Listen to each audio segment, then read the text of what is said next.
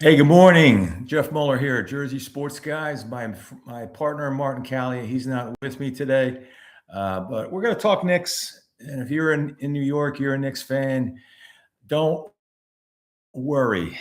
This is now a series that maybe that's what you have to worry about. You can put off the parade. You can put off thinking about going to the parade. You think about your parties that would have happened on Wednesday night. The big parties maybe coming over the weekend, but frankly, the Knicks got a wake-up call last night. That's what happened. It was a physical game. Everybody thought it was going to be a physical game. It was a tight game right from the start. But the big thing is that Victor Wemby came out and he established himself. He established himself early. He went out and he had two dunks to start the game. He needed to go down into the post, and he spent a lot of his time in the post last night. He took a couple of threes. I guess he was 2 for 4 from threes, but the big numbers: 32 points, 8 rebounds. Let's see what we got with Wemby here.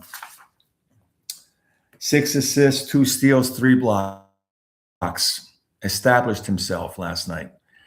Karl Anthony Towns handled him for pretty much throughout the game, but when Towns picked up his 4th foul, that whole complexion of the game started to change. Okay. But again, I thought last night, the Spurs just came to play. They didn't back down. They didn't cave to the Garden. Everybody thought the Spurs were going to cave playing in the Garden, and they couldn't handle that type of pressure going on early. But they did. But they just kept on coming. The Knicks made that run at the end of the first half. They got a 7-point lead at halftime. You thought to yourself, okay, maybe the Knicks jump out in the third quarter. They start to take control of this game. But it turned out to be a ball game straight through. I thought Fox hit a lot of big shots for them last night. And, of course, Stephon Castle, he's a player, and he really answered the bell last night for the Spurs. He struggled in his first 2 games, but he came out last night, and he needed to have a big game, and the Spurs got a big game from him last night. He needed that. He needed to have a big game, and the Spurs got that from him last night. 32 points. And that was big. That was the big difference to me, that Castle was able to come out and have the type of game that he did have. Okay. Going forward here, I think this is going to be a series. Now, this is going to be a series. The Knicks still have the advantage. They still have the 2-1 lead. They're playing Wednesday at home in the Garden. That is a key for them, to be playing on Wednesday at the Garden. And they still have the advantage here. So let's not totally panic. But you got to look at the Spurs team. And if Wemby starts to play like he can play, it's going to be a 7-game series. It's going to be a 6-game series. Don't be surprised if the Spurs come back and tie this on Wednesday night. I said this a couple of days ago when the Spurs lost game 2, the pressure now shifted to the Knicks. The Spurs came out last night. They didn't look tight at all. They came out and played. They had the big first quarter, and they've had these big first quarters before. The Knicks made that run like they always do. And the second quarter came back to take it over at halftime. I still wasn't totally confident that the Knicks could pull this out. When I used to coach high school basketball, I always told the players in the locker room, I said the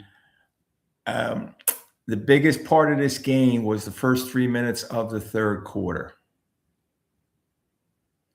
Where when you have those first couple of minutes, say the first 3 minutes of the third quarter, you're going to know who's going to take advantage of the game, who can take the game over. If you have the lead, you have to start to build on that lead when you get in the first 3 minutes of that quarter, okay?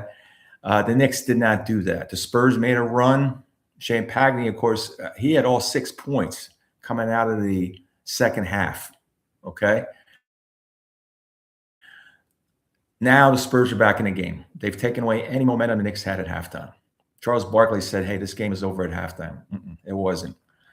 You kind of, as a Knicks fan, in the back of your mind, you're saying this doesn't look like things looked in the first two games. You saw a different Spurs team, and you didn't see the kind of Spurs team you expected to see when they last night. You expected to see a Spurs team that would have came out maybe playing a little scared, being a little anxious. Not a good combination from that Spurs team. You thought that they would come out. You thought the Knicks would come out and dominate. I hear people saying the Knicks are going to win this game. They're going to blow the Spurs out in game 3. It would have been the ideal thing. Yeah, it would have been, but you can't expect that. I think one point about this series that will continue to show is the foul shooting. The Spurs took 10 more shots than the Knicks did. Okay. San Antonio, 25 of 32. The Knicks, 18 of 22. A lot of questionable calls, but you look at this series and you see how physical this series has been, and very physical last night. A lot of banging going on, a lot of clutching, a lot of grabbing, a lot of hand-to-hand combat with these teams. If you wanted to call everything, you could have called this. This was a long game. Okay. And like I was saying, if you wanted to call everything, it would have been a longer game. It was a long game. Definitely was a long game. Okay. But Mike Brown had questioned the disparity of 10 free throws in a finals game, citing the refs last night. Okay. Yeah, I think, and this is a whole tangent you can go off. And I think the fact that you have these challenge calls and the replay calls, it's kind of taken away from the game, because now the refs are kind of thinking twice in their heads about making calls. I think let's just have these guys play. Referees are not perfect. They're gonna miss calls. Okay. And let's just have them play. I mean, this whole replay and challenge calls, I think, is kind of set the game back a little bit, because now you have all of these stops and you have these calls and you have the reversals, and yeah, some of them, when you see it on replay, most of them, if they're reversed, they should have been reversed. Okay. But it kind of takes away from the game. I like, just let these guys just go out and play and let the refs make the calls. They're not going to be perfect. They're going to make some bad calls, but the disparity there, that's something to think about. Okay.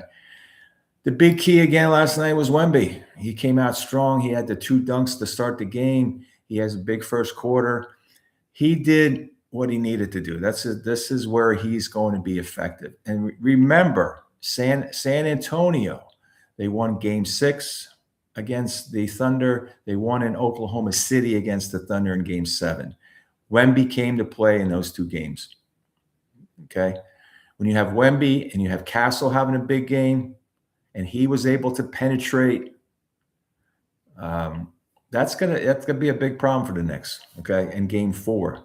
Game 4 is not a given that the Knicks come out and they win Game 4 at the Garden because they're home. Now they have a series. Now the Knicks know what they have to do. Jalen Brunson looked like a lot of times last night. See if you agree with me on this. A lot of times last night, Jalen Brunson looked like the old Jalen Brunson of last year, when he was dribble. Shot clock's running out. He's looking to find somebody, or he's throwing up a shot. Okay. He has not shot well in these first 3 games. I didn't see what his overall percentage was. For Brunson, 7 for 25 last night. Okay. 32 points. But he's not shooting the ball well. If you look at his shooting percentages, 32 points, but it was a quiet 32. Yeah, he had some clutch shots when they needed it. I thought the big difference for the Knicks was OG Anunoby. Great game last night. Hit a couple of big threes, 5 for 5 from the 3-point line. Had a huge game for the Knicks. That was huge. Josh Hart stepped up, 16 points. Karl-Anthony Towns, a little off his game last night. But if you have 4 out of the 5 Knicks starters in double figures, that's a good sign. Mikal Bridges off last night, but Josh Hart was on. So you're going to have that. You're going to have 4 when you probably have 4 starters who are going to have solid games, and then you're in the game. The Spurs, all 5 starters last night in doubles. That was another key. Okay, Fox, like I said, hit a lot of big shots. And just the bench play, Spurs got some nice bench play. The Knicks got some nice bench plays too from Jordan Clarkson, who showed up with 10 points. They ended up playing 10 players last night for the Knicks. I think that's a good sign. But we have a ball game, folks. We have a series, folks, here going on in game 4, on Wednesday. We suddenly have a series. And I think it's going to be, who knows how this game 4 is going to turn out. I would be surprised if the Knicks blow them out. If the Knicks win by more than 10, I wouldn't be surprised if the Spurs come back and not the series. But we do have a ball game. Like I said, the Spurs did not cave. They didn't fall apart. Everybody thought they would fall apart because of that Garden presence going into Madison Square Garden. I thought it could have been a lot louder, to be honest with you. I thought it was going to be a lot louder than it actually was. But Wemby has the big game. The Knicks get into the foul trouble early in the second half. That hurt him as well. You can't be doing that. And again, it's just these calls that are happening. Maybe the refs weren't as consistent as they should have been last night. But it'll be interesting to see what happens in game 4. Okay. I said the Knicks were going to sweep. I still like the Knicks to win the series. I said either sweep or Knicks in 6. I still think they can get there, but we're going to have it. This is going to be the most interesting game right here in game 4 to see what happens, especially if the Spurs come back. And the Spurs, I think, got over that mental hump of playing in New York, and they came out and they won. And they kept going and they kept going and they kept going. Okay. The Knicks could not get that run in that fourth quarter run. And you can't rely on that. The Knicks can't rely on that. Sooner or later, that's going to end for every team is going to run out of those runs. It's not going to, you can't continue to win with thinking about making a run in the fourth quarter.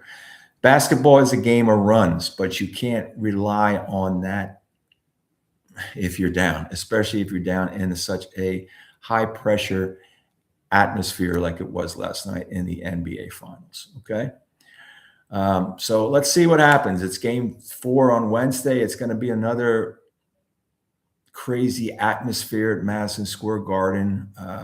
And it's going to be a matter if the Knicks can play a lot better defense than they did last night. They have to shut down the lane like they did in the first 2 games. Don't let Castle drive the lane. Okay. Harper has another big game, and you kind of wonder, you may see more Harper now. Yeah, I always wondered why, you didn't see a lot of Harper. Get him some more minutes, okay? But I think, again, it's going to come down to the Knicks defense. Brunson has to start passing the ball more like than he did last night, and Knicks have to start moving the ball around more. So we'll see what happens, okay? Come back with you, Jersey Sports guys. We'll come back, try to do this on a daily basis in the morning.